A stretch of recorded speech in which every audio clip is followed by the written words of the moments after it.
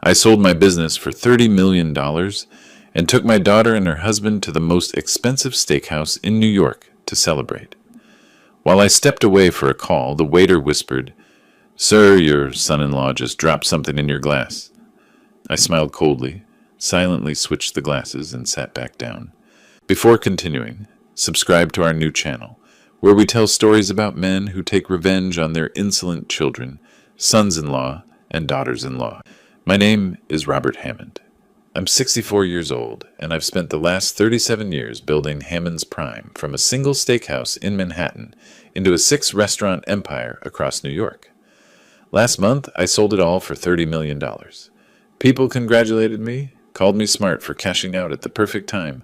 But sitting here now, I realize the real test wasn't building the business. It was recognizing when the people you love most have become strangers. My daughter Christina used to be my shadow. When she was 7, she'd stand on a step stool in our first restaurant's kitchen, watching me work the grill. "Daddy, when I grow up, I want to make steaks just like you," she'd say, her eyes bright with admiration. 29 years later, those eyes have gone cold. The change started 3 years ago when she met Jason Douglas at some charity gala in Brooklyn. He was charming, I'll give him that. Perfect smile, expensive suit, the kind of confidence that comes from never facing real consequences. But I saw something else too, a calculation in his eyes when he looked at Christina. Not love, appraisal. They married after 8 months. I paid for the wedding, $43,000 at the plaza. Christina barely spoke to me during the reception, too busy with Jason's crowd of hedge fund types and venture capitalists. When I tried to dance with her, the traditional father-daughter dance, she pulled away after 30 seconds. "Jason needs me," she said, and left me standing alone on the dance floor. That's when I knew I'd lost her. The next 2.5 years confirmed it. Christina became distant, calling only when she needed money. "Dad, our rent went up." "Dad, Jason's starting a consulting business and needs capital." "Dad, can you help with our car payments?" I gave her everything she asked for. What else could I do? She was my only child, my little girl, but each conversation felt more transactional, less personal. She stopped asking about my health, my life, just my bank account. Jason was worse. He'd visit my penthouse on the Upper East Side, always with that practiced smile, calling me Sir and Robert, with just enough respect to seem polite, while his eyes roamed over my furniture, my art collection, calculating values.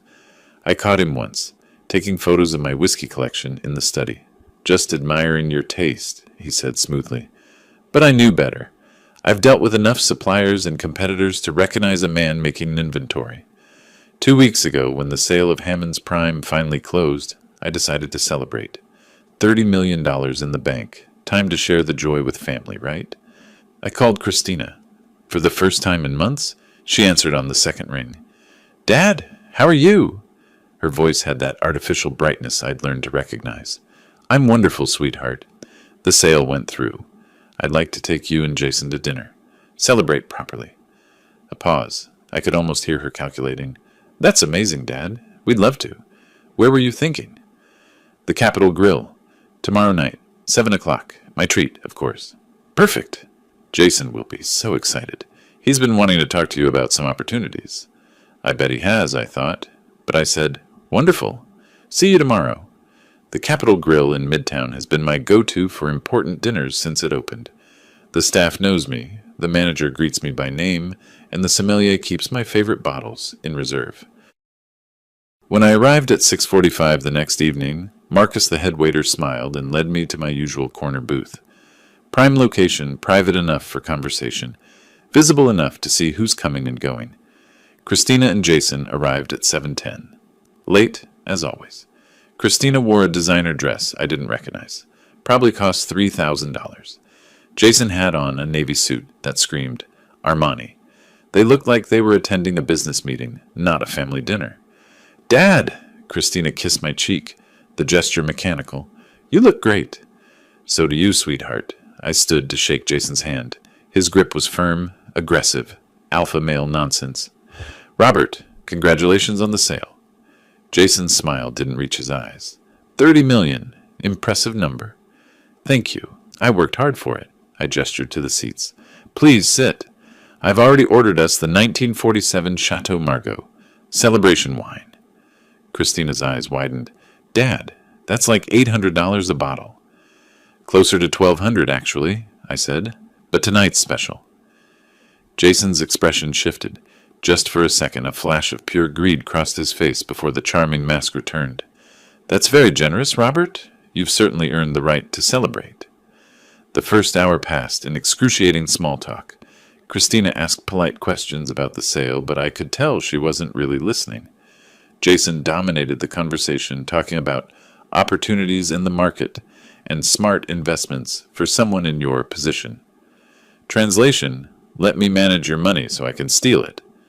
I played along, nodding and smiling, watching them perform.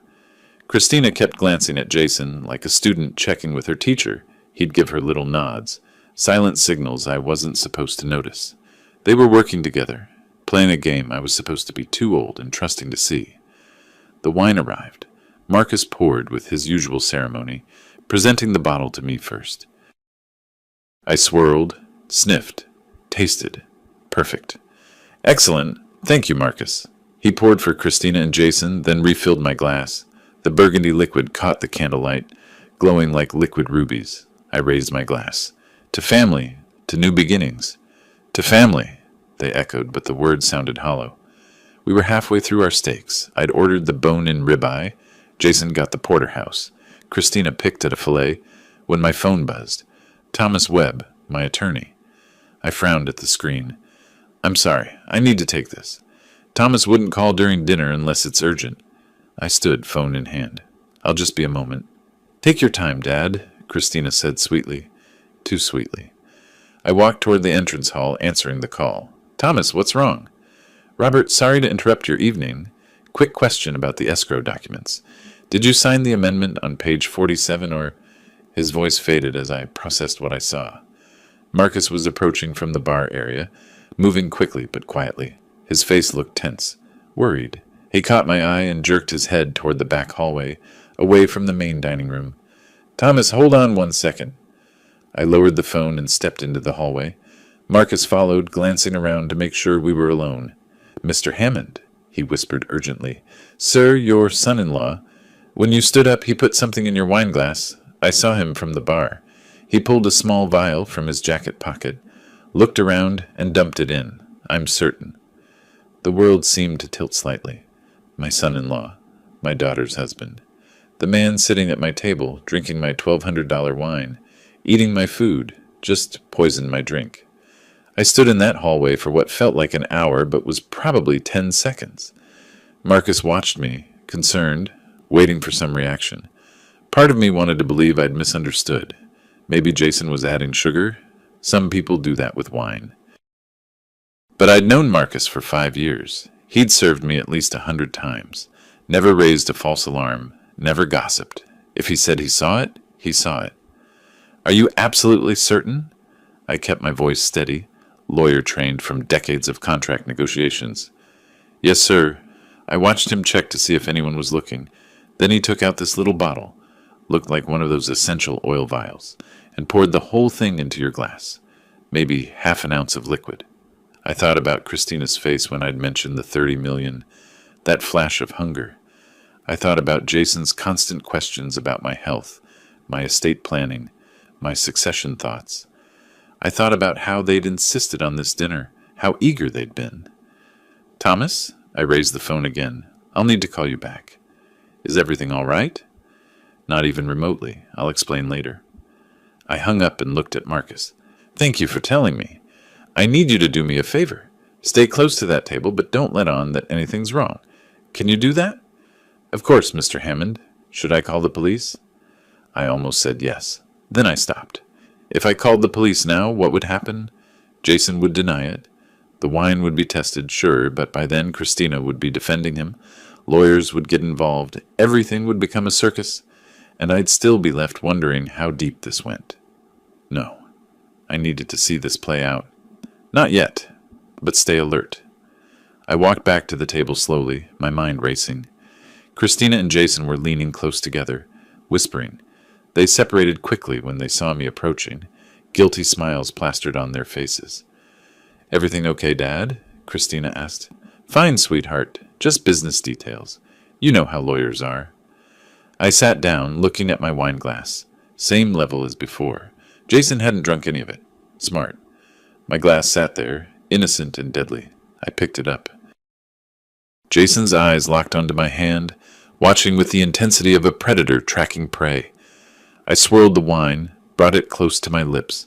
His breathing changed, faster, shallow. Christina leaned forward slightly, then I smiled. "You know, Jason, I've been drinking this bottle all to myself. That's selfish of me." I reached across the table with my glass. "Here, let's share. You should taste this properly. It's a once-in-a-lifetime experience." I set my glass down in front of him and picked up his half-full glass, bringing it to my own place setting. The switcheroo took 3 seconds. Smooth, natural, generous host sharing his expensive wine. Jason's face went blank, not shocked, blank, like his brain was processing something impossible. "Oh, Robert, that's not necessary. I insist."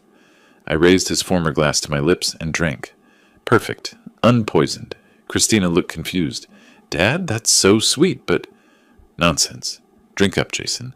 $1,200 a bottle. Savor it." Jason stared at the glass in front of him, the glass that had been mine, that now contained whatever he'd put in it. His hand trembled slightly as he reached for it. He couldn't refuse without raising suspicion. He'd built this trap himself. He lifted the glass to his lips, took the smallest sip possible, barely wetting his mouth, set it down quickly. "Incredible," he managed. "Really incredible." I watched him like a scientist observing an experiment. What had he put in there? Poison seemed extreme, too risky, too traceable. Probably something to make me sick, disorient me. Maybe he'd planned to call an ambulance, rush me to the hospital, start questioning my mental competence, plant seeds of doubt about my ability to manage my own affairs. We finished dinner. I ordered dessert, chocolate souffle for the table. Jason barely touched it. He kept checking his watch, shifting in his seat. 10 minutes after I'd switched the glasses, his face changed. The color drained from his cheeks, which turned from a healthy tan to pale gray. His eyes widened. "Jason?" Christina touched his arm. "Are you okay, honey?" I feel sick." His voice sounded strained. He pressed his hand to his stomach. "Something's wrong." "What's wrong?" I asked, concerned. "Should I call someone?" "No, I just—" He stood up abruptly, the chairs creaking. His face changed from gray to greenish white. "Excuse me, the bathroom, right away." He practically ran to the restroom, one hand pressed to his mouth, the other clutching his stomach. Christina jumped up. "Jason!" She ran after him, her heels clicking on the marble floor. I sat alone at the table, with 3 dessert plates and 2 wine glasses, one of which contained an unknown substance and was half empty. Marcus appeared beside me. "Are you—" "Just bring me the check, Marcus. I think dinner is over." I heard a muffled sound coming from the restroom. Someone was running. The restroom door closed. I took a sip of wine, the same one that belonged to Jason, and allowed myself a cold smile. My son-in-law had just set himself up, by setting me up. Poetic justice was almost too perfect. Christina appeared 5 minutes later, looking exhausted. "Dad, Jason is very sick. He may have eaten something. We need to go." "Of course, sweetheart. Let me pay, and I'll ask Marcus to call you a taxi." "No, we'll take an Uber. We just need to go." She didn't look me in the eye. Guilt? Complicity? I couldn't understand it yet. Jason appeared behind her, supported by the waiter's assistant. He looked like a man who had just lost a boxing match with an eating disorder. Sweat beaded on his forehead, and his expensive suit was wrinkled. He couldn't even look at me. "Feel better, Jason?" I said cheerfully. "Something must have been wrong with your food." He nodded weakly before Christina pulled him toward the exit. I watched them go, my daughter and the man who had just tried to slip me something, stumbling out into the New York night. Marcus brought the check. "Will there be anything else, Mr. Hammond?" "Actually, yes." I pulled out my phone and photographed both wine glasses from multiple angles. "Don't clear this table yet, and I'll need you to make a statement about what you saw tonight. My lawyer will contact you." Marcus nodded slowly, understanding. "Of course, sir. Whatever you need." I paid the $1,500 bill, added a $500 tip, and walked out into the cool June evening. My hands were steady. My mind was clear, and I was already making a list of phone calls I needed to make. First, Thomas Webb, my attorney. Second, Marcus Wade, my chief accountant. Third, someone who could dig into Jason Douglas's background, because a man who casually poisons his father-in-law at dinner has done this before. I hailed a cab and gave the driver my Upper East Side address. As we pulled into traffic, I thought about Christina at 7 years old, standing on that step stool, eyes bright with love and trust. I thought about Christina tonight, running after her poisoner husband, complicit or oblivious. I'd find out which. The cab merged onto Fifth Avenue. Behind us, the Capitol Grille's lights faded into the Manhattan skyline. Ahead of me, everything was about to change. My phone buzzed. Text from Christina. Dad, Jason's really sick. Might be food poisoning. So, sorry we had to leave early. Thank you for dinner. Love you. Love you. 2 words she hadn't said in 3 years. Now she said them the same night her husband tried to drug me. I didn't reply. Instead, I opened my contacts and found Thomas Webb's number. He answered on the second ring. Robert, everything okay? You sounded strange earlier. Thomas, I said calmly, I need you to clear your schedule tomorrow. We have work to do. A lot of work. What kind of work? I watched the city lights blur past the cab window, the kind that requires lawyers, investigators, and absolute discretion. My son-in-law just tried to poison me at dinner, and I think my daughter might have known about it. Silence on the other end. Then, I'll be at your place in 20 minutes. Don't touch anything. Don't talk to anyone else. Robert, are you safe? I'm fine. Better than fine, actually. I smiled at my reflection in the cab window. I'm angry, and when I get angry, I get methodical. 20 minutes, Thomas repeated and hung up. The cab pulled up to my building. The doorman opened my door, greeted me by name. I rode the elevator to the 15th floor, unlocked my penthouse, and walked to my study. My whiskey collection glinted in the low light, bottles worth thousands collected over decades. I selected a Macallan 1967, poured 2 fingers, and sat in my leather chair. Jason Douglas had made a crucial mistake tonight. He'd underestimated me, thought I was just some old man, too trusting and too slow to see what was happening. He had no idea who he was dealing with. I'd built 6 restaurants from nothing. I'd survived the 2008 recession, the pandemic, every crisis the industry could throw at me. I'd negotiated with unions, dealt with the mob's protection offers in the 80s, outlasted competitors who tried to destroy me. And I'd done it all while raising a daughter alone after my wife died. Now that daughter was married to a man who'd just poisoned himself with his own trap. And I was going to find out exactly how deep this betrayal went. The doorbell rang. Thomas right on time. I stood, whiskey in hand, and walked to answer it. The game had changed. They'd made the first move. Now it was my turn. Thomas Webb arrived at my penthouse carrying a leather briefcase and wearing the expression of a man prepared for war. I'd known Thomas for 12 years. He'd handled the legal side of my restaurant expansions, the sale negotiations, countless contracts. But tonight was different. Tonight I was asking him to help me investigate my own daughter. Tell me everything, he said, settling into the chair across from my desk. Start from the beginning. I walked him through the dinner, Marcus's warning, the switched glasses, Jason's dramatic exit. Thomas listened without interrupting, making notes on a yellow legal pad. When I finished, he set down his pen and looked at me. You're absolutely certain Marcus saw him put something in your drink? Marcus has worked at the Capitol Grill for 7 years. He knows me, knows I tip well, has no reason to lie. He was completely sure. Thomas nodded slowly. Then we need to assume this wasn't improvised. Jason came to that dinner prepared to drug you. The question is why? That question kept me awake most of the night. After Thomas left, promising to return the next morning to discuss strategy, I sat in my study, replaying every interaction with Jason and Christina over the past 3 years.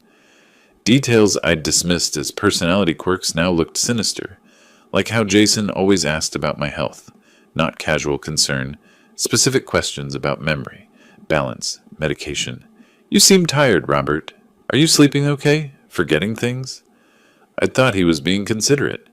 Now I wondered if he was documenting symptoms for some future use, or how Christina had insisted on being added as a consultant to two of my restaurants. I want to learn the business, Dad. Help you manage things? I'd been touched by her interest. I'd given her access to vendor contracts, supplier accounts, employee records, everything she'd need to steal from me systematically. The next morning, I called Marcus Wade, my chief accountant. Marcus had managed Hammond's Prime's finances for 15 years, surviving expansion, renovation, and one instance where the company nearly went bankrupt during a recession. If anyone could detect financial irregularities, it was him. Marcus, I need you to do one thing for me. It may sound paranoid. After 30 years in accounting, nothing sounds paranoid anymore. What do you need? I want you to review all financial transactions that Christina had access to over the last 3 years, all the contracts with suppliers she approved, all the payments to suppliers she processed, all the expense reports she submitted. Everything. There was silence on the other end of the line. Then, Robert, this is your daughter. Are you sure? I'm sure. Can you do this quietly, without telling anyone? Give me a week. I'll run it as a routine compliance check for the new owners. No one will ask any questions. Those 7 days were unbearable. Christina called twice, both times to ask how I was feeling. You seemed out of sorts at dinner, Dad. Jason said you looked upset when you came back from your phone call. The concern in her voice sounded genuine, but I knew better now.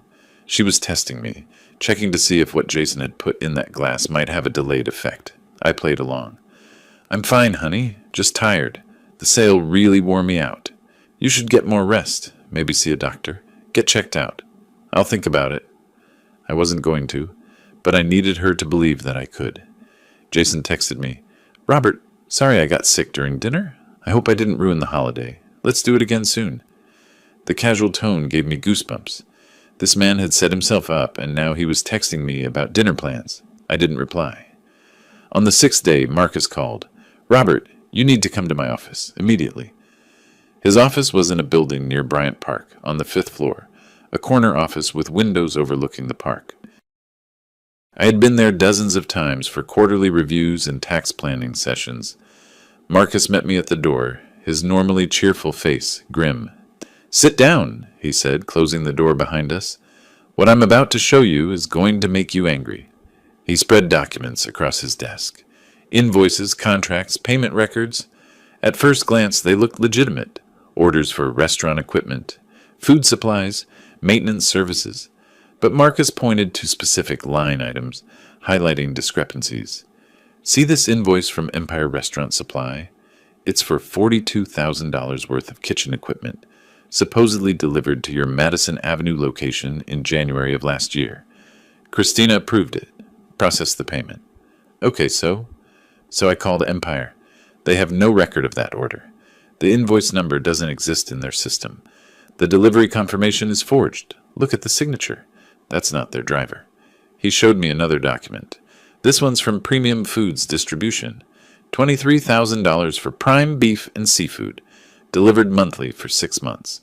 Except Premium Foods went out of business 3 years ago. These invoices are dated from last year. One by one, Marcus dismantled what I'd thought was legitimate business. Fake vendors, forged invoices, payments processed through accounts Christina had access to, money disappearing into companies that either didn't exist or weren't actually providing services. How much? My voice came out flat, emotionless. Marcus pulled out a summary sheet. $127,000. That's what I can confirm so far. There might be more, but those transactions would require deeper forensic accounting. $127,000. My daughter had stolen $127,000 from me. Not borrowed, stolen. Through systematic fraud and forgery. Where did the money go? Marcus showed me the final piece of evidence. A corporate registration document for a company called Coastal Holdings, LLC, registered in Delaware. The sole owner, Jason Douglas. The timeline matched perfectly. The company was registered 3 years ago, right around when Jason and Christina started dating. I stared at those documents, feeling something cold and hard settle in my chest. This wasn't opportunistic theft. This was planned. Christina hadn't just changed after meeting Jason. She'd been recruited, groomed, turned into an accomplice for a long-term con. Marcus, I need copies of all this. Everything you found. Already done. He handed me a USB drive. It's all here. Robert, I have to ask, what are you going to do? Good question. What was I going to do? Call the police? Press charges against my own daughter? Watch her go to prison alongside her criminal husband? I don't know yet. But I need you to keep this quiet. Don't tell anyone, not even the new owners. This stays between us. Of course. Robert, I'm sorry. I know she's your daughter, but don't. I stood up, pocketing the USB drive. Don't make excuses for her. She made her choices. I walked out of Marcus's office into the June sunshine, the weight of that USB drive in my pocket feeling like evidence of murder. In a way, it was the murder of whatever relationship I'd thought I had with Christina. My phone buzzed. Text from Christina. Dad, want to grab lunch this week? I miss you. I stared at those words. She missed me. She missed my money, more like. Missed the access to my accounts that she'd lost when I sold the business. I wondered how long it would take before she and Jason made their next move. I didn't have to wonder long. The next morning, I made a phone call to a number Thomas had given me. It rang 3 times before a gravelly voice answered. Gavin Reed. Mr. Reed, my name is Robert Hammond. Thomas Webb referred you. He said you might be able to help me with the situation. Thomas doesn't refer people unless the situation's serious. What do you need? I need someone investigated. Background check, current activities, associates. Completely confidential. That's what I do. Who's the target? I took a breath. My son-in-law, Jason Douglas. Silence. Then, family matter. Those get messy. My rate's $500 an hour, plus expenses. Minimum retainer of $5,000. If you want surveillance, that's extra. Money's not a problem. When can you start? I can meet you this afternoon. There's a coffee shop on Lexington and 63rd. 2 o'clock work for you? Gavin Reed turned out to be a former NYPD detective who'd gone private after 23 years on the force. He was in his late 40s, built like someone who still worked out regularly, with sharp eyes that probably missed nothing. We met at a corner table in the back of the coffee shop, away from other customers. I showed him a photo of Jason on my phone. That's him, Jason Douglas, 38 years old, married to my daughter for 2.5 years. I need to know everything about him. Criminal history, financial records, business dealings, who he associates with, everything. Gavin made notes on a small tablet. What prompted this? I told him about the dinner, the poisoned glass, the stolen money Marcus had found. Gavin's expression didn't change. Clearly he'd heard worse, but he nodded occasionally. Sounds like a classic long con. Meet the daughter, marry in fast, gain access to the father's money, steal what you can, then find a way to take the rest. The drugging attempt at dinner. That's escalation. He's getting impatient. Can you find out what he put in my glass? Unless you kept a sample, probably not. But I can find out if he's done this before. Guys like this usually have a pattern. Give me 2 weeks. I'll have a full report. I left Gavin at the coffee shop and spent the rest of the day trying to act normal. I went to my regular golf club, played 9 holes with some acquaintances, made small talk about the sale of my restaurants. Nobody had any idea that underneath my calm exterior, I was building a case against my own daughter. That evening, Christina called. Not a text, an actual phone call. Unusual. Dad, hi, are you home? I am. What's up, sweetheart? Jason and I were thinking of stopping by. We're in the neighborhood. Maybe have a drink, catch up properly. We feel terrible about how dinner ended. They wanted to come to my penthouse, into my space. The audacity was almost impressive. Sure, come on up. I'll open a bottle of wine. Not the good stuff, though. Never again. They arrived 20 minutes later. Christina wore a casual sundress, Jason in jeans and a button-down shirt, both of them smiling, relaxed, like nothing had happened, like Jason hadn't tried to drug me 5 days ago. Robert, thanks for having us. Jason shook my hand, that same firm grip. I wanted to break his fingers. I'm feeling much better. Must have been food poisoning. Must have been, I agreed, watching his eyes, looking for any sign of guilt, fear, recognition. Nothing. The man was either a psychopath or an excellent actor. Probably both. We sat in my living room with glasses of a decent Cabernet, Christina curled up on the sofa next to Jason, their body language screaming couple in love. I sat across from them, playing the role of doting father. "So, Dad, now that you've sold the business, what are your plans?" Christina asked.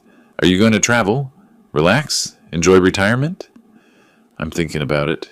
Maybe take that trip to Italy I've been putting off. Visit some vineyards." "That sounds wonderful." She exchanged a glance with Jason. "You know, Jason and I were talking. With all this money from the sale, you should really think about estate planning, making sure everything's set up properly for the future." There it was. Less than a week after trying to drug me, they were already pushing for access to the $30 million. "Estate planning," I repeated. "You mean a will?" "Well, yes, but also trust, power of attorney, that kind of thing. Jason knows a great estate lawyer, someone who specializes in these situations." "I'm sure he does." I sipped my wine. "Actually, I've been thinking about that myself. Thomas Webb and I have been discussing some options." Jason leaned forward. "That's great, Robert. Estate planning is so important, especially at your age.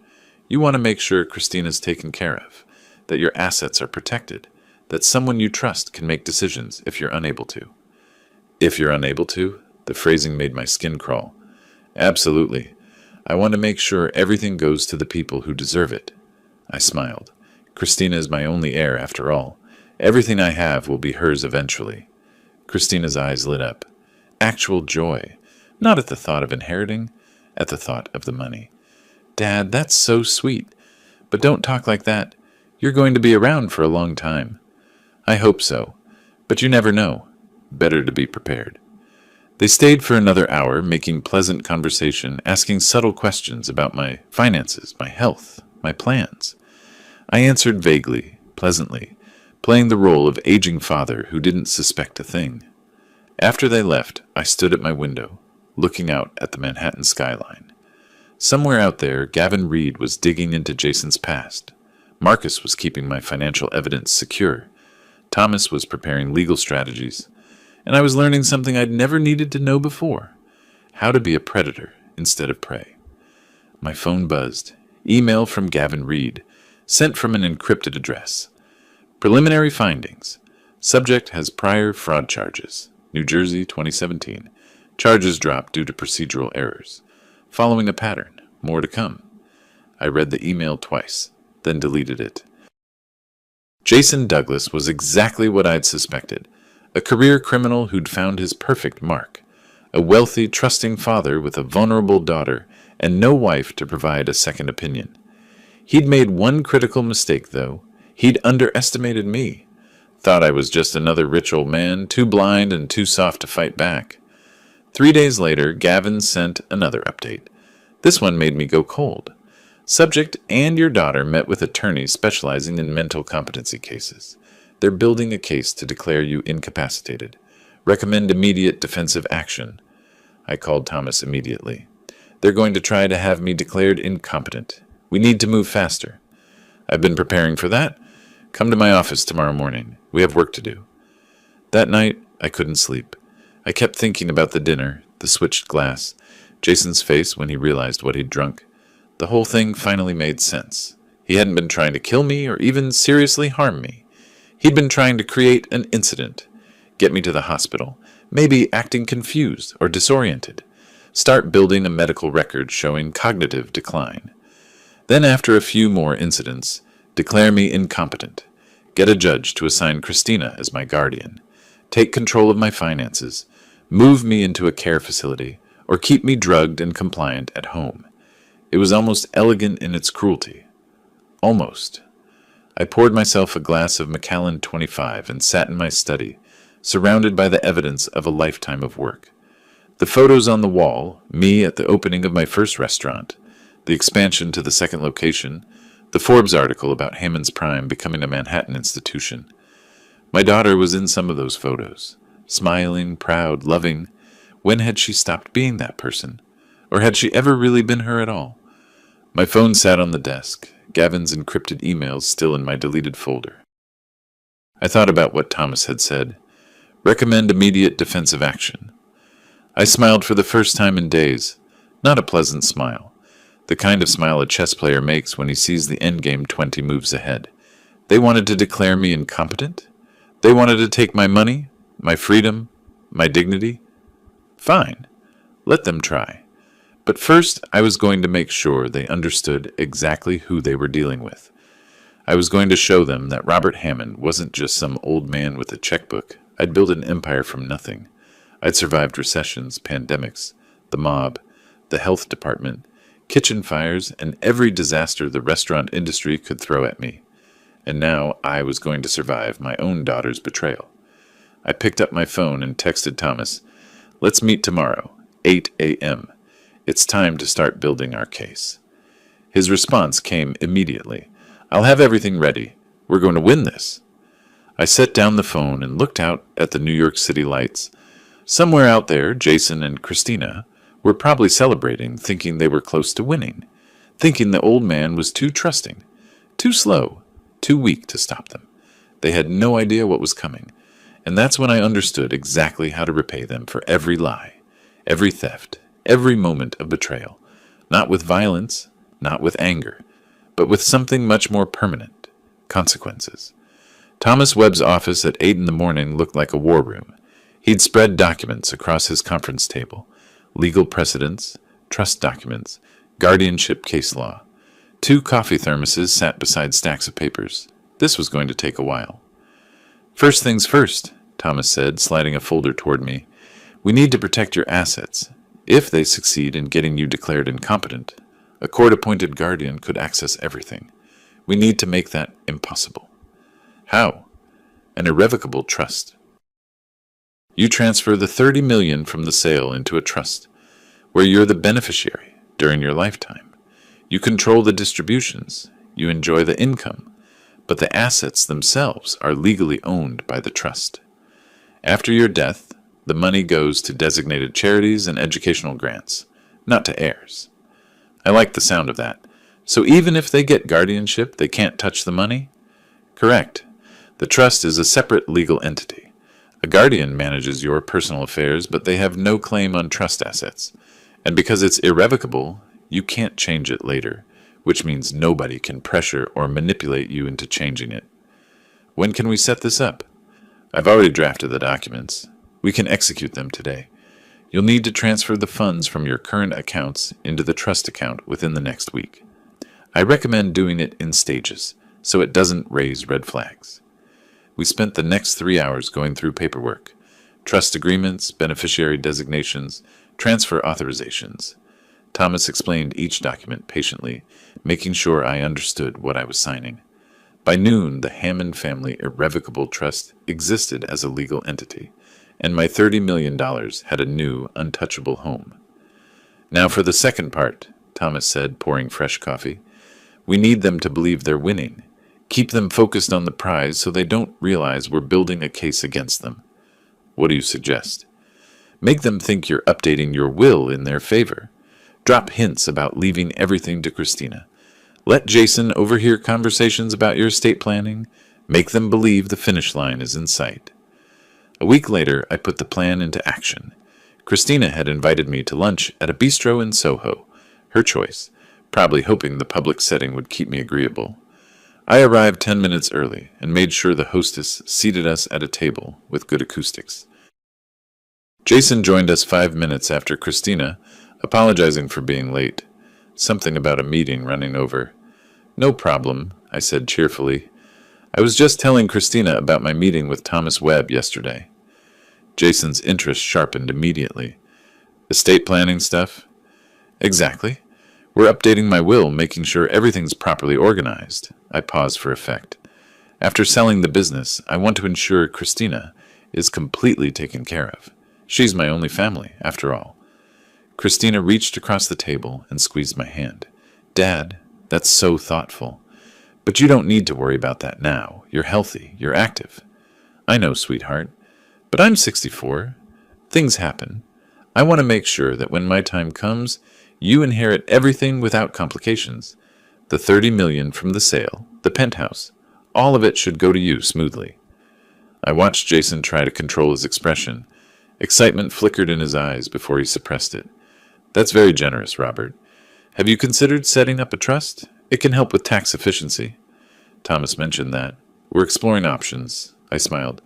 The important thing is that Christina doesn't have to worry. Everything I've built, everything I've earned, it's all for her. Christina's eyes were actually watering. Either she was a better actress than I'd thought, or some part of her still felt genuine emotion about this. I couldn't tell anymore. The rest of lunch passed in pleasant conversation. They asked about my health, my plans, whether I'd been feeling okay lately. I played my part perfectly, slightly forgetful about minor details, occasionally pausing as if searching for words. Nothing dramatic, just enough to plant seeds. You know, I said as we were finishing dessert, I couldn't remember my golf club password yesterday. Stood there at the pro shop for 5 minutes trying to recall it. Eventually had to reset it. Getting old, I guess. Jason and Christina exchanged a glance. Quick, meaningful. They thought they were being subtle. That happens to everyone, Dad, Christina said. I forget passwords all the time. Still, makes you think? I dabbed my napkin at my mouth. That's why I want everything documented properly. In case something happens to me, or if I start really losing it, I want you protected. We appreciate that, Jason said, his voice warm with false concern. We're here for you, Robert. Whatever you need. After lunch, I walked back to my penthouse, taking the long route through Central Park. The summer heat was building, tourists crowding the paths. I bought an overpriced bottle of water from a vendor and sat on a bench, watching people pass by, couples holding hands, families with children, normal people living normal lives. My phone buzzed. Text from Gavin Reed. Subject meeting with Realtor tomorrow, 2 p.m., office on Madison Avenue. Want surveillance? I texted back. Yes. Audio if possible. Another buzz, this time from Thomas. Trust transfers complete. Assets secure. Next phase? I smiled at my phone. Next phase indeed. That evening, I did something I hadn't done in months. I went through old photo albums. Pictures of Christina as a baby, as a toddler, as an awkward teenager with braces. Her high school graduation. College acceptance letter. Her first day working at Hammond's Prime. Wearing a server's uniform and grinning proudly. When had it changed? When had my daughter become someone I didn't recognize? I found a photo from her wedding. Christina in white. Radiant and beautiful.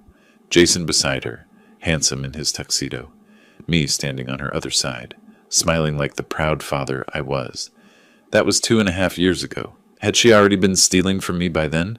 Had the plan already started? I closed the album and put it back on the shelf. Nostalgia was a luxury I couldn't afford right now. The next afternoon, Gavin sent me a video file. The audio was crystal clear. Christina and Jason in a real estate office talking to an agent about property values. We're just planning ahead, Jason's voice said. My father-in-law owns a penthouse on the Upper East Side. We may need to liquidate it in the next year or so. Is he looking to sell? The agent asked. Christina's voice. Not exactly. He's getting older, and his health isn't what it used to be. We may need to make some decisions on his behalf soon. I see. Do you have power of attorney? We're working on that, Jason said smoothly. But we wanted to understand the market value first. The property is worth approximately $4.2 million, correct? In the current market, probably closer to 4.5. That neighborhood is very desirable. I listened to the entire recording twice. They were already planning to sell my home. Already calculating values, discussing timelines. The $30 million from the sale wasn't enough. They wanted everything. I forwarded the recording to Thomas with a note. Add this to the file. His response. Building quite a case. When do you want to spring the trap? Not yet. I needed more. I needed them to dig themselves so deep they couldn't climb out. Over the next week, I played my role perfectly. I called Christina twice and forgot. I'd already called earlier that day. I missed a golf game with Thomas, claiming I'd written down the wrong time. I asked my doorman for directions to the building's gym, a gym I'd used for 10 years. Each incident was calculated, deliberate. Each one got reported back to Jason and Christina, who I'm sure were documenting everything for their incompetency case. What they didn't know was that Gavin was documenting their documentation. Every meeting with their lawyer, every conversation about my declining health, Every plan they made to take control of my life. Thomas called me on a Friday afternoon. Robert, I think we have enough. Between the embezzlement evidence, the recordings of their incompetency plans, and Gavin's surveillance, we could probably file criminal charges right now. Not yet. I have one more piece to put in place. What's that? I need Jason to try to steal from me one more time. I need him to commit a crime so obvious, so documented, that no lawyer could argue it away. That's risky. I know, but I need this to be airtight. When this is over, I want them to understand exactly how badly they underestimated me. Thomas was quiet for a moment. What do you need me to do? Can you set up a dummy bank account? Make it look like it has access to the trust funds. That's creative. And probably legal, since it's not a real account. Give me 2 days. I spent that weekend at Winged Foot, playing 18 holes with some acquaintances from the club. Normal conversation, normal golf. I shot an 87, not my best, but respectable. Nobody would look at me and think I was a man preparing to destroy his own daughter's life. But I was, and the scary part, I didn't feel guilty about it anymore. Thomas called me on Monday morning. The account is ready. It's a test environment account that looks completely real. Shows a balance of $30 million. Displays as linked to the Hammond Trust, but any transaction attempts will be flagged and logged without actually processing. Perfect. How do I give Jason access to it? That's the clever part. You don't give it to him. You let him find it. That afternoon, I invited Christina and Jason for dinner at my penthouse. Nothing fancy, just takeout from a local Italian place. We ate in my dining room, making small talk about their jobs, their apartment, the summer weather. I made sure to stumble over a few words, lose my train of thought mid-sentence, ask Christina if she'd already told me something she hadn't mentioned at all. After dinner, I excused myself to use the bathroom. On my desk in the study, I'd left my laptop open with the bank account page displayed. The dummy account, showing $30 million in available funds. My username was visible in the login field and, seemingly by accident, I'd left a sticky note beside the keyboard with what looked like a password. Hammond 2025. I'd positioned the laptop so it was clearly visible from the doorway. Anyone walking past would see it. I stayed in the bathroom for a full 5 minutes, giving Jason plenty of time. When I came back, he and Christina were sitting exactly where I'd left them, but Jason's face had a slight flush. His eyes were bright with excitement, barely contained. I sat back down. Sorry about that. Where were we? You were telling us about your golf game, Christina said. We talked for another hour. I watched Jason checking his watch repeatedly, clearly eager to leave. Finally, they made their excuses. Early morning tomorrow. Long day ahead. Thank you for dinner, Dad, Christina said, kissing my cheek. Anytime, sweetheart. It's good to see you both. After they left, I checked the desk. The laptop had been moved slightly, maybe an inch to the left. Someone had definitely looked at it. The sticky note was in a slightly different position. I called Thomas immediately. He saw it, monitored the account. Already on it. I've got alerts set up for any access attempts. The attempt came at 2:30 in the morning. Thomas called me, his voice tight with satisfaction. He's in, or trying to be. He's attempting to initiate a wire transfer of $5 million to an offshore account in the Cayman Islands. Can you trace it back to him? Already done. The IP address is from his apartment in Brooklyn Heights. He's using his home computer, not even bothering with a VPN or proxy. The arrogance is remarkable. I smiled in the darkness of my bedroom. Let him think it worked. Can you make it show as processing or something? Better. I can make it show as pending approval for 72 hours, then fail with an error message. That way he thinks he almost got away with it. Do it. I didn't sleep much that night. I kept thinking about Jason sitting at his computer at 2:30 in the morning, typing in what he thought was my password, initiating what he thought was a $5 million theft. The boldness of it was almost admirable. Almost. The next morning, Christina called me. Her voice was cheerful, light. Morning, Dad. How are you feeling today? Good, sweetheart. Why? Just checking in. You seemed a little off last night, forgetting things, losing your train of thought. I worry about you. I'm fine, just tired, I think. Maybe you should see a doctor, get checked out. Jason and I have been talking, and we think it might be good to have a full health screening. Make sure everything's okay.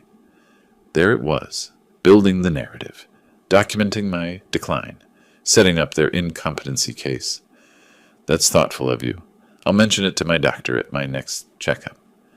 When is that? Oh, I can't remember exactly. Sometime next month, I think. I made my voice uncertain, vague. Dad, that's exactly what I'm talking about. You should know when your doctor's appointments are. Maybe I should come with you next time. Help you keep track of things? Maybe. Let me think about it. After I hung up, I texted Gavin. They're accelerating. Stay close. His response, already on them. Meeting with their lawyer again this afternoon. The pieces were falling into place. Marcus had the financial evidence. Gavin had the surveillance recordings. Thomas had the attempted theft documentation. And I had something more valuable than all of that combined. Patience.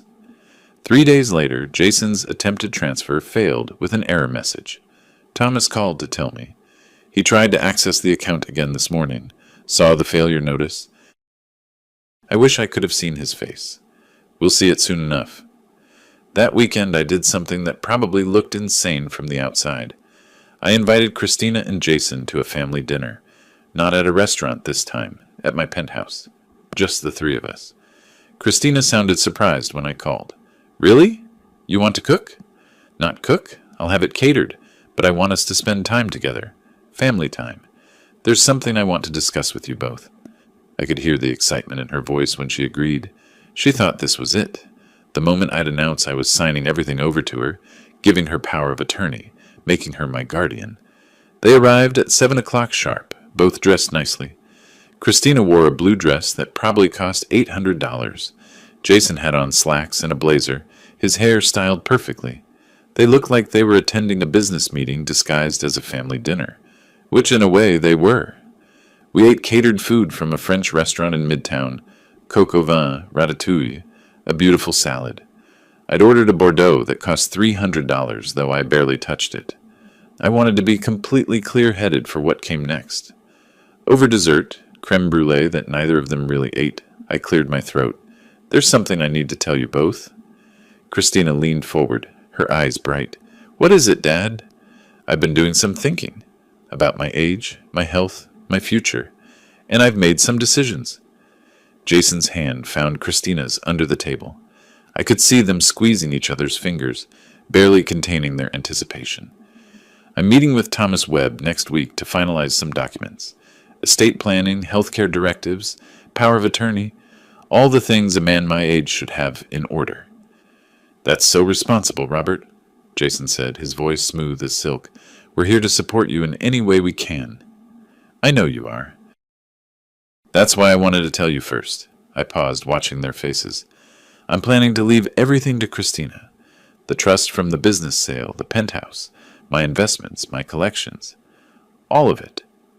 Christina's eyes filled with tears. Real tears, unless she'd learned to cry on command. Dad, I don't know what to say. You don't need to say anything, sweetheart. You're my daughter, my only family. Who else would I leave it to? Jason's face had gone slightly red, like a man trying not to show how excited he was. His breathing had quickened, his pupils dilated. Classic signs of arousal, not the sexual kind, the predatory kind. The kind a wolf shows when the sheep walks into the trap. Except in this case, the wolf had no idea the sheep was actually a tiger in costume. When are you meeting with Thomas? Jason asked, trying to sound casual. Next Friday, 1 o'clock, at my place. I was hoping you both could be there. I'd like you to see the documents, understand how everything's structured. It's your inheritance, after all. You should know what you're getting. They exchanged another glance, this one filled with pure triumph. They thought they'd won, thought the old man had finally cracked, finally given in, finally handed them everything they'd been scheming to take. I smiled at them both, warm and fatherly. I'm so glad I can do this for you. Families should take care of family. Absolutely, Christina said, her voice thick with emotion. We love you, Dad. I love you too, sweetheart. After they left, practically floating out the door, I poured myself a glass of Macallan and sat in my study.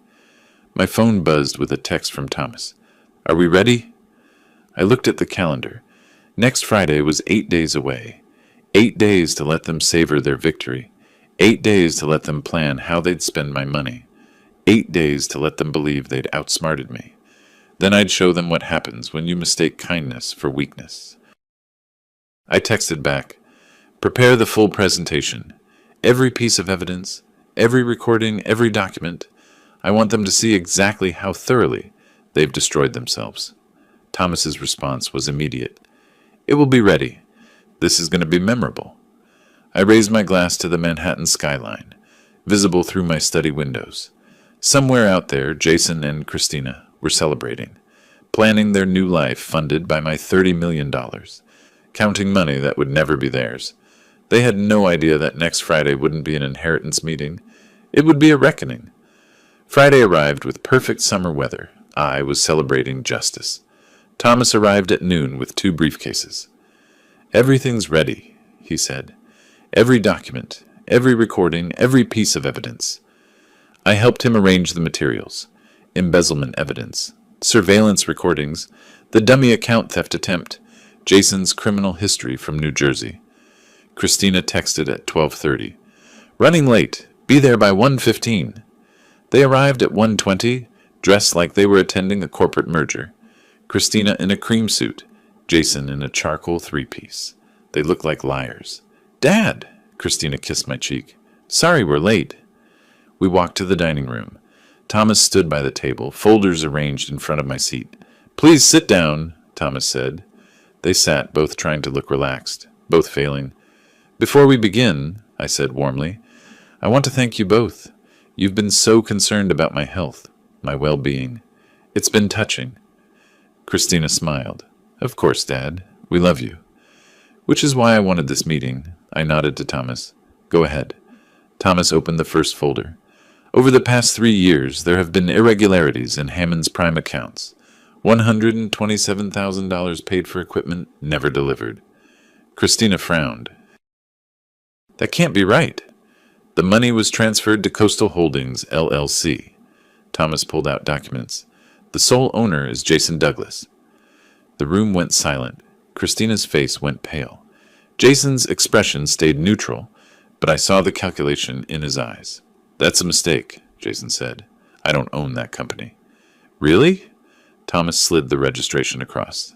"That's your signature, your social security number." Thomas pulled out the second folder. 2 weeks ago, you met with an attorney specializing in mental competency cases." He tapped the tablet.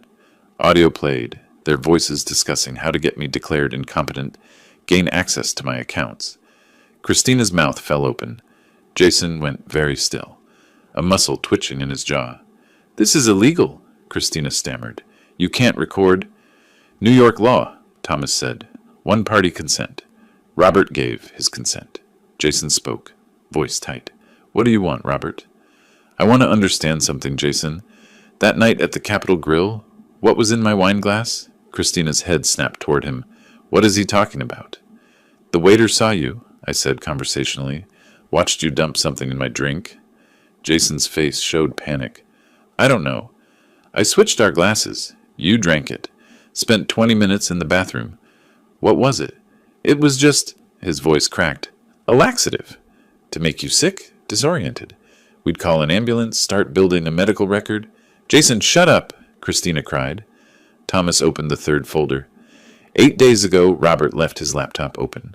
At 2:37 a.m., someone from your IP address tried to transfer $5 million.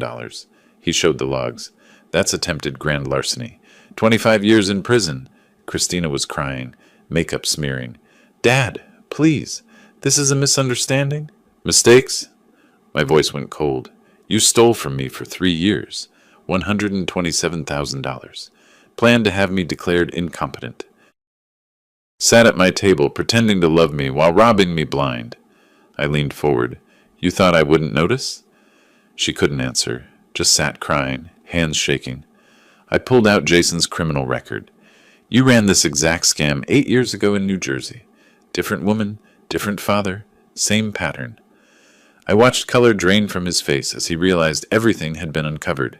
"You thought you were playing me," I said quietly, "but I've been playing you. Every confused moment, every forgotten appointment. I was documenting you. Building a case. Thomas cleared his throat. Which brings us to consequences. He pulled out settlement documents. 2 options. Sign these. Admit embezzlement. Repay $127,000 plus $43,000 interest. Waive all inheritance rights forever. Or we file criminal charges. For Jason, 10 to 15 years as a repeat offender. Christina, 3 to 5 as accomplice. Absolute silence. Christina looked at me, eyes desperate. Daddy, please. I'm your daughter. You thought I didn't know what was in that glass? I asked quietly. I would have given you anything. All you had to do was love me. Really love me, not my money. She broke down sobbing. Jason's face had gone white as paper. All confidence gone. Small, trapped, defeated. You have 48 hours, Thomas said. Sunday at 1:45. Sign the settlement or we file charges. Nobody moved. Christina kept crying. Jason stared at documents like evidence at his murder trial. Thomas blocked the door. Christina's head shot up. This is insane. We haven't done anything wrong. 37 pages of evidence say otherwise, Thomas replied. Evidence obtained illegally. No court would accept. The recordings are legal under New York law. As for entrapment, Robert's a private citizen. Jason attempted theft from what he believed was a real account. No inducement necessary. Jason found his voice. You're bluffing. You won't go to police. She's your daughter. I let him see the absolute absence of mercy in my eyes. You tried to drug me, stole for 3 years, planned to have me declared incompetent and locked away. You wanted to bury me alive. I leaned forward. Try me, Jason. Test whether I'm bluffing. His face went paler. Christina turned on Jason. This is your fault. You said we could make this work. Shut up, Christina. Jason's voice was sharp. Don't say anything. Why not? They know everything. She gestured wildly. Dad, it was Jason's idea. All of it. I just went along. You forged the invoices, I said quietly. Your signature on approval documents. You processed the payments. Because he told me to. Jason stood abruptly. We're leaving. This is harassment. Thomas moved slightly, still blocking the door. Leaving would be a mistake. The moment you walk out, I call Detective Sarah Morrison, NYPD Financial Crimes. I can tell her we've settled, or I'm filing criminal complaints. Your choice. Jason's jaw clenched, calculating. How much time? Sunday, 1:45 p.m. Fine. We'll review with our attorney. You're right, Thomas said. But we've frozen Christina's consultant payments, $43,000 in escrow, notified your mortgage company about fraud concerns, placed liens on the Tesla and BMW. Jason's face went from white to red. You can't. We can. Evidence of embezzlement gives us grounds. Consider it motivation to settle quickly. Christina grabbed her purse, hands shaking. I can't breathe. I need... Go, I said. Take your 48 hours. Try to find a way out. But understand something. I stood looking at my daughter. I would have given you the world, Christina. All you had to do was ask. Instead, you tried to steal it. Now you'll learn that actions have consequences. She looked at me with swollen eyes. Genuine remorse or just fear. I couldn't tell and didn't care. They left, Jason dragging Christina. I watched from my window as they argued on the sidewalk below. Thomas gathered documents. They'll spend the weekend trying to find loopholes. Will they find one? No. Any attorney will tell them. Sign or face prosecution. They called at 7 that evening, both on speaker, voices tight. We talked to a lawyer, Jason said. Evidence is solid. But the payment terms, $170,000 in 60 days, that's impossible. Then find a way. That's not my problem. Christina's voice broken. Daddy, please, can we do a payment plan? No. You stole for 3 years without asking. Now you want flexible terms? I paused. 60 days. More generous than you deserve. Silence. What about the waiver of inheritance? Jason asked. Christina's your only child. Which is why this hurts, I said quietly. You're asking me to reward betrayal? No. Christina gets nothing. If she signs, she stays out of prison. That's her inheritance. Christina's voice barely audible. Can I talk to my father alone? I heard argument, then Jason hung up. Just Christina now. Daddy, I'm here. I'm sorry. Jason made it seem justified. He said you owed me, that I deserved more. I believed him because I wanted to. You wanted the money. I don't know anymore. Crying again. My marriage is falling apart. My relationship with you is destroyed. And for what? Then you should know. The settlement separates your liability from Jason's. If you cooperate, provide testimony about Jason's role, your payment could be reduced. Her breathing changed, calculating. I need to think. 48 hours. Use them wisely. Sunday morning, rain fell, appropriate weather. Thomas called at 10. Jason's attorney reached out, wants to negotiate. No negotiations, I told them. He wants 90 days instead of 60. Waiver modified. Christina's payments released. I laughed. Tell him original terms or nothing. Clock's ticking. At 1:30, my doorbell rang. Christina stood there alone, looking like she hadn't slept. Red eyes, messy ponytail, jeans instead of designer clothes. Can I come in? She walked to my living room, looking around like seeing it for the last time. Where's Jason? Meeting with lawyers. Still trying to find a way out. She faced me. Dad, I'll sign. Whatever you want. I'll testify against Jason if needed. Just please don't send me to prison. And Jason? He's refusing. He's delusional. She wiped her eyes. I'm done with him. Filing for divorce. If you sign, you'll owe $85,000 in 60 days. Can you do that? I'll sell everything. Take out loans. Work 3 jobs. But I'll pay you back, Dad. Every penny. And the waiver? No inheritance? Ever? Her voice broke. I understand. I don't deserve anything anyway. Thomas will have papers ready. Come back at 5. If Jason wants to sign, he can come too. If not, we file charges at 6. After she left, I called Thomas. Christina's ready. Jason's resisting. At 5, Christina arrived with a notary. No Jason. At 5:30, Christina signed everything, hand shaking badly. At 5:45, Thomas's phone rang. Jason's attorney. My client agreed. He'll be there in 20 minutes. At 6:05, Jason arrived, face a mask of fury. Didn't look at me or Christina. Just sat and signed every document. At 6:20, it was over. Both bound. $170,000 due in 60 days. All inheritance rights waived. Admissions of guilt secured. Jason left, slamming the door. Christina lingered. I really am sorry, Dad. I know. You're sorry you got caught. She flinched, then walked out. Thomas packed his briefcases. That's done. How do you feel? Ask me in 60 days. After he left, I stood at my window watching rain fall on Manhattan. Somewhere out there, my daughter and her soon-to-be ex-husband were figuring out how to pay $170,000 in 2 months. I was free. Finally, completely free. It should have felt like victory. Instead, it felt like the end of something I'd never get back. But that was the price of justice, and I'd paid it willingly. The next morning, 15 missed calls. 12 from Christina. 3 from unknown numbers. Jason calling from different phones. I deleted all voicemails without listening. Thomas called at 9. They've contacted every criminal defense attorney in Manhattan. I've gotten calls from 3 firms asking about our evidence. What did you tell them? The truth. Airtight case, multiple felonies, prior conviction. Every lawyer said the same. Take the settlement. That afternoon, my doorman called. Mr. Hammond, there's a woman claiming to be your daughter. Very upset. Should I send her up? No. Tell her I'm not available. She says it's an emergency. Tell her to contact Thomas Webb. Christina called. I let it ring. She called again. On the 4th call, I answered. What, Christina? Dad, please. Jason found a lawyer who says the recordings might not be admissible, that we can fight. Then fight it. Go to court, but you've got 36 hours left.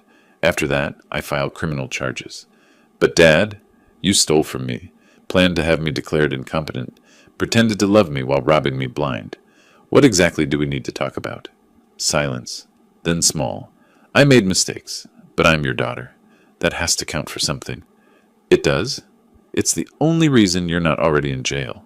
Any other thief would be talking to police, not a lawyer. You get the settlement offer because you're my daughter. But that's all you get. I hung up.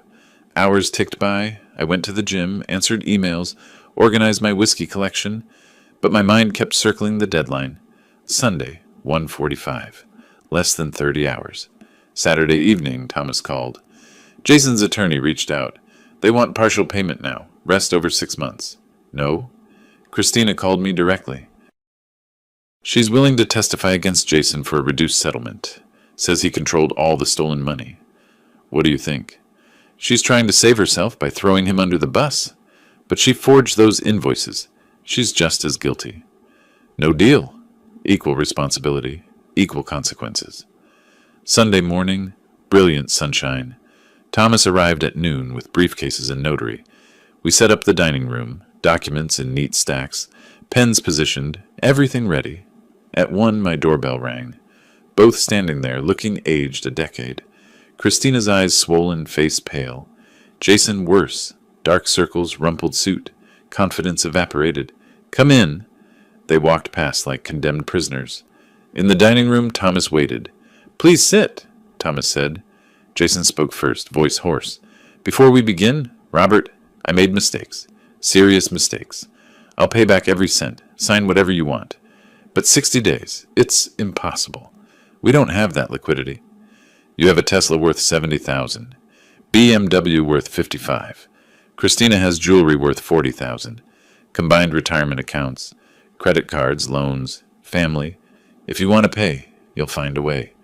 We'll destroy our credit. You destroyed your integrity. Credit scores can be rebuilt, Christina whispered. Dad, I'm sorry. I was stupid and greedy. If I could take it back, but you can't. You can't take back 3 years of theft. Can't take back planning to have me declared incompetent. I paused. Did you know about the laxative? Her silence was answer enough. You knew. You were part of it from the beginning. I tried to talk him out of it. Enough? Thomas pulled out settlement documents. 2 options. Sign these. Repay $170,000. Waive inheritance forever. Or we file criminal charges. Jason, 10 to 15 years. Christina, 3 to 5. Silence. Christina looked at me, desperate. Daddy, please. You thought I didn't know what was in that glass? I would have given you anything. All you had to do was love me? Really love me? Not my money. She broke down sobbing. Jason's face, white as paper. Confidence gone. Small, trapped, defeated. 48 hours to decide, Thomas said. Sunday, 1:45. Sign or we file charges. Christina signed first, hand shaking, tears dropping on paper. Jason signed next, movements mechanical, face expressionless. The notary witnessed, stamped each page. Done. First payment due in 30 days, Thomas said. Late by even 1 day, we proceed with charges. Christina lingered. Dad, I know you'll never forgive me. But I loved you. I still do. I just got lost. I looked at my daughter and felt nothing, not anger, not sadness, just vast emptiness where love used to be. You had every chance, Christina. I would have given you anything. All you had to do was be honest. Be real. Be my daughter. I paused. But you chose greed. Now live with that choice. She made a sound between sob and gasp, then fled. After they left, Thomas and I sat in silence. Finally, how do you feel? Ask me in 60 days when I have my money back. After Thomas left, I poured Macallan and stood at my window. The city sparkled, oblivious to the small drama concluded in my penthouse. Somewhere out there, Christina and Jason were beginning to understand consequences, beginning to calculate how they'd raise $170,000. And I was free. Finally, completely, absolutely free. The next 60 days passed in a strange limbo. I went about my life, golf at Winged Foot, dinners with acquaintances, walks through Central Park. But everything felt different, lighter somehow, like I'd been carrying a weight I didn't know was there until it was gone. Thomas called me periodically with updates. Christina and Jason had listed both cars for sale. Christina had sold most of her jewelry to a dealer in the Diamond District. They'd both taken out substantial personal loans at predatory interest rates. They were scrambling, desperate, drowning in debt of their own making. I felt no pity. On day 29, the first payment arrived, $40,000 transferred at 11:58 p.m., 2 minutes before deadline. They're cutting it close, Thomas said, but they're paying. On day 58, Christina called. Dad, we have the money, the full amount. We're wiring it tomorrow. Good. I also wanted to tell you. I filed for divorce. From Jason. It's over. He ruined my life. Her voice cracked. I'm moving to Boston, starting over. Got a job as restaurant manager. Ironic, right? Christina, I'm not calling for forgiveness. I'm calling to tell you I understand now. What I did, what I threw away. I'm going to spend the rest of my life trying to be better.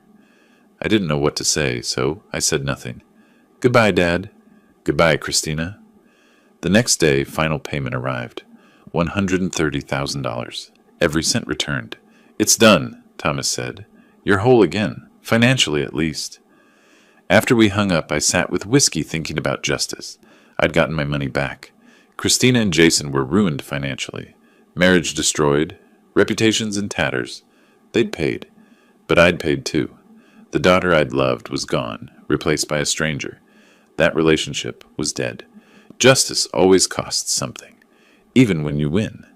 3 weeks later, I met Andy Torres, who'd bought Hammond's Prime, at Winged Foot for our Sunday game. On the 10th tee, he asked, Can I ask something personal? Go ahead. I heard you cut your daughter out of your will. Is that true? I thought about it. I didn't disinherit her. I removed her ability to steal what she never had a right to. There's a difference. Andy nodded. She was embezzling? Among other things. And you went after her legally? Your own daughter? She made her choices. I made sure she faced consequences. I respect that. Takes strength to hold family accountable. We finished our round. I shot 85, my best in months. Having my life back improved my golf game. That evening I stood in my penthouse watching sunset over Manhattan. September fading into autumn, golden light making the city magical. I held Macallan 1967, $8,500 for the bottle, worth every cent for this moment. I thought about Christina in Boston trying to rebuild, about Jason wherever he'd ended up, about 3 years of lies. Then I stopped thinking about them entirely. They weren't my problem anymore, not my responsibility, my burden, my concern. I'd given them justice. What they did with it was up to them. Text from Marcus Wade. Andy Torres is doing amazing things with Hammond's Prime. The brand is stronger than ever. You built something that lasted. I smiled. 37 years of work had survived even my daughter's attempts to destroy it. Another text from Gavin Reed. Your daughter and Jason split up. She moved to Boston. He's a car salesman in Jersey. Karma's funny. I didn't respond, just set my phone down. I'd been thinking about something. I'd built Hammond's Prime from nothing, sold it for $30 million. And now what? Golf and wait to die? No, that wasn't who I was. I wanted to build something again. Not a chain, something smaller, more personal. A single restaurant in West Village or Brooklyn. Intimate, exclusive, focused on quality. A place where I could cook again, create something excellent. Not because I needed money. The $30 million would keep me comfortable forever, but because I needed purpose. I researched commercial real estate. There was a place in West Village, 2,000 square feet, perfect for 40 seats. Former Italian place closed during pandemic. I bookmarked it. Made a note to call the leasing agent. My phone buzzed. Voicemail notification. Christina, probably. Or Jason. I deleted it without listening. That chapter was over. Closed. Finished. I raised my glass to Manhattan's skyline, to the city that had given me everything and taken almost as much, to 37 years of Hammond's Prime, to my daughter, wherever she was, to justice served cold and complete, and to whatever came next, because Robert Hammond wasn't done yet, not by a long shot. I took a sip of Macallan, smooth, complex, worth every penny, and smiled. Justice had been served, debts paid, consequences delivered, and life, as it always did, continued forward. The question was no longer what I had lost, it was what I'd build next, and I was already making plans. If you like this story, subscribe to our new channel and listen to a few stories there. You can find the link to it in the collaboration or description of this video, or in the comments. Subscribe so you don't lose us, because this channel may soon cease to exist.